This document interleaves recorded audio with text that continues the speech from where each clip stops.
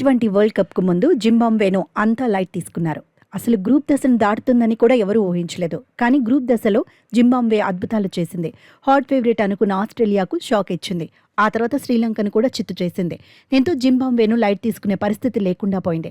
Super 8 దశలో తొలి మ్యాచ్లో వెస్టిండీస్ చేతిలో కంగు తిన్నప్పటికీ సికిందర్ రజా సేనపై ఎక్కువగానే ఫోకస్ పడుతోంది. అందుకే ఇప్పుడు టీమిండియా జాగ్రత్తగా ఉండాల్సిందేనని ఎక్స్పర్ట్స్ హెచ్చరిస్తున్నారు.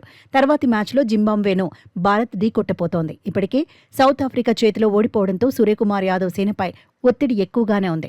డూ ఆర్ డై మ్యాచ్లో టీమిండియా మామూలు విజయం సాధిస్తే సరిపోదు. రీసౌండింగ్ విక్టరీ కొట్టాలి. రన్ రేట్ను మెరుగుపరుచుకోవాలి. ముందుగా జింబాబ్వేను చిత్తు చేసి ఆ తర్వాత వెస్టిండీస్ పని పట్టాల్సి ఉంది. జింబాబ్వేతో మ్యాచ్లో టీమిండియానే ఫేవరెట్ అయినప్పటికీ టీ20లో ఎప్పుడు ఏం జరుగుతుందో చెప్పలేని పరిస్థితి.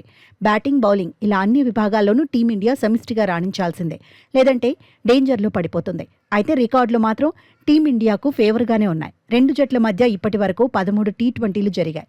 అందులో భారత జట్టే 10 మ్యాచ్ల్లో విజయం సాధించింది. 3 మ్యాచ్ల్లో జింబాబ్వే సత్తా చాటింది. టీ20 వరల్డ్ కప్ చరిత్రలో రెండు జట్ల మధ్య ఒకే ఒక్క మ్యాచ్ జరిగింది.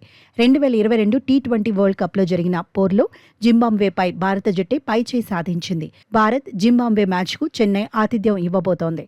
చెపాక్లో జింబాబ్వే తొలిసారి టీ20 మ్యాచ్ ఆడబోతోంది. ఈ వేదికలో భారత్ 3 మ్యాచ్ల్లో బరిలో దిగింది. 2 మ్యాచ్ల్లో గెలిచింది. 1 మ్యాచ్లో ఓడిపోయింది. ఓవరాల్గా చెన్నైలో 9 మ్యాచ్లు జరిగాయి. చెపాక్లో టాస్ కీలకం కాబోతోంది. స్పిన్నర్ల ప్రభావం కూడా ఎక్కువే ఉంటుంది. చెన్నైలో తొలుత బ్యాటింగ్ చేసిన జట్లు 4 మ్యాచ్ల్లో గెలిచాయి. సెకండ్ బ్యాటింగ్ చేసిన జట్లు 5 మ్యాచ్ల్లో సత్తా చాటాయి.